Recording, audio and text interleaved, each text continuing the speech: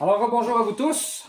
Ce que vous êtes sur le point de voir maintenant est quelque chose de très rare. Et là, je ne vous parle pas de mon chandail orange que j'utilise pour me préparer mentalement pour l'Halloween qui aura lieu dans quelques semaines à peine.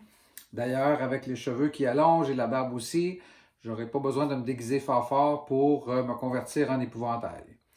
Revenons au sujet de cette vidéo. Alors, hier soir, au milieu de la nuit, j'ai obtenu une carte superbement rare et je voudrais vous présenter un petit résumé de ce qui s'est passé à ce moment-là avec un petit clip d'environ 1 minute qui va vous permettre de voir tout ça.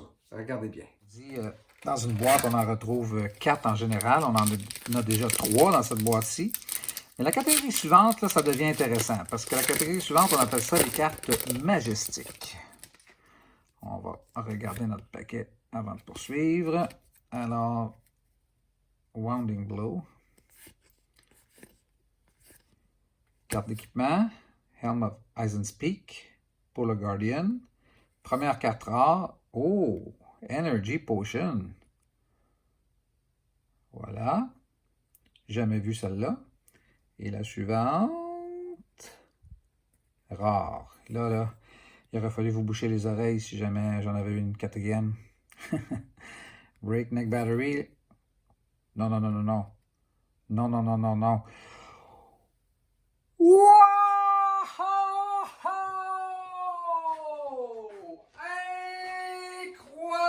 Incroyable! J'en reviens pas. Je suis hors de moi-même. Là, vous me croirez pas, là. Ici, ce que vous voyez là, c'est la seule carte F Fabled de la collection. Et j'ai vu cette carte à vendre hier pour 3 950 $ US sur le web. C'est environ une chance sur 10 000 d'avoir cette carte-là. C'est pas possible, là. Vous êtes témoin de quelque chose d'extrêmement rare. Je n'en reviens pas. C'est absolument incroyable. Je ne sais plus quoi dire. Wow! Il est présentement à 2h15 du matin, à l'heure où je tourne cette vidéo, et je pense que je vais aller réveiller mon épouse. Ça vaut la peine. C'est incroyable. C'est foil en plus, c'est automatique.